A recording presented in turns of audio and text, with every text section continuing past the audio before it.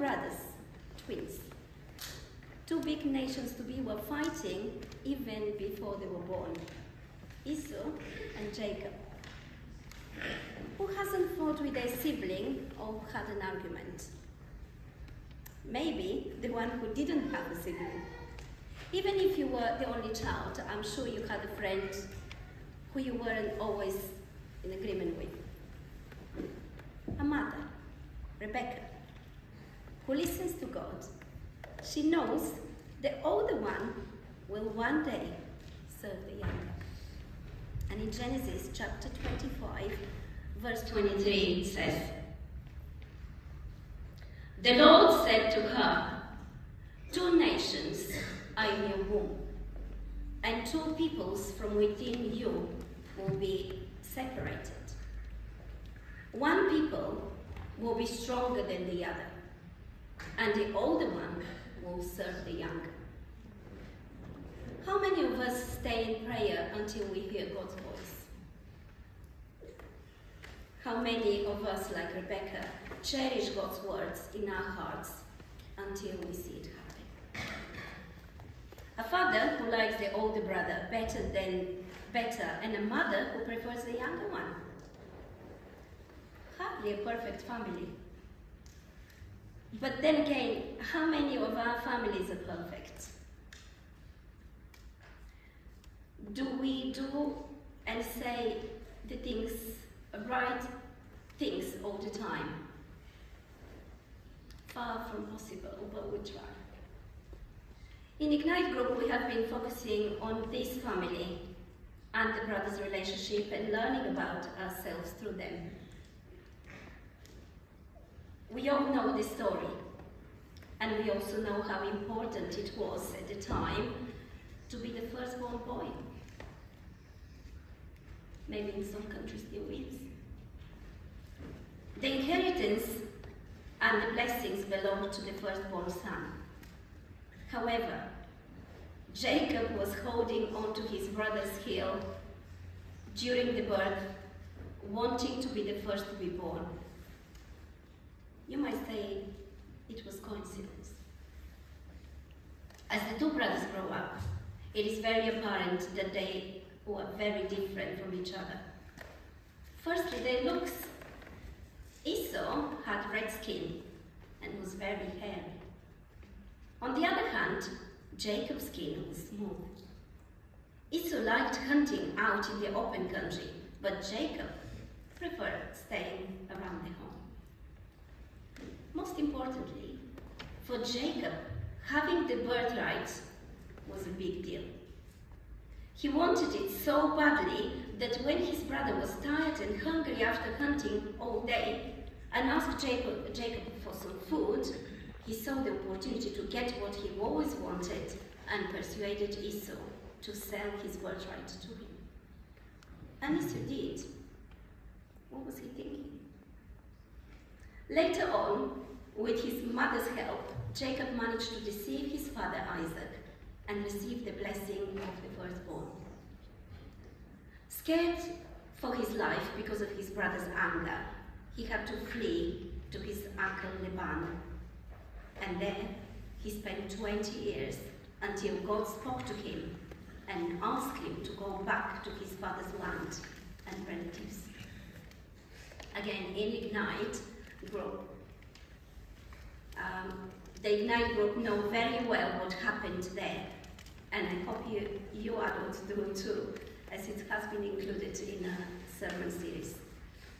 However, it is important to see this morning how these 2 brothers meet, and we saw earlier the children read from the dramatized Bible about how Jacob is anticipating to meet his brother.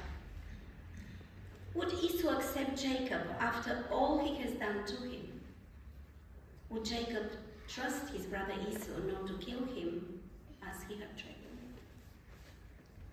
After days of traveling, these twins, 2 very different in looks and character, meet. Jacob is forgiven. It could have been worse as Esau went to greet him with 400 army men standing behind him. Esau ran towards Jacob, and embraced him. You see in the back, he brought a lot of gifts and presents. However, Jacob didn't manage to run as he had previously had fought with God for God's blessings, and he couldn't walk, but he was limping. So they will never be the best friends and live together, but the gap of reconciliation is bridged. The wounds are healed. Many of us know how hard it is to ask for forgiveness when we've wronged someone, even if it is our own brother or sister. Pride, hurt, misunderstanding, and many more barriers stand in between.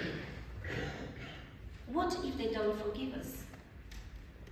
Why should I be the first one to say sorry? Does it remind you of another story Jesus told? The parable of the prodigal son. Two very different circumstances, but the same love, acceptance, and forgiveness. So I'm going to read some of the parable from Luke, chapter 15, verses 18 to 24. I will set out and go back to my father and say to him, Father, I have sinned against heaven and against you, and I am no longer worthy to be called your son. Make me like one of your hired servants. So he got up and went to his father. But while he was still a long way off, his father saw him and was filled with compassion for him. He ran to his son, threw his arms around him, and kissed him. The son said to him, Father, I have sinned against heaven and against you. I am no longer worthy to be called your son. But the father said to his servants, Quick, bring the best robe and put it on him. Put a ring on his finger and sandals on his feet. Bring the fattened calf and kill it. Let's have the feast and celebrate. For this son of mine was dead and is alive again. He was lost and is found. So they began to celebrate. Father and son, in each other's arms, forgiven and being forgiven. How wonderful is that, to have that forgiveness? Do you have your own story to tell? I'm sure many of us do. The time when we first met Jesus.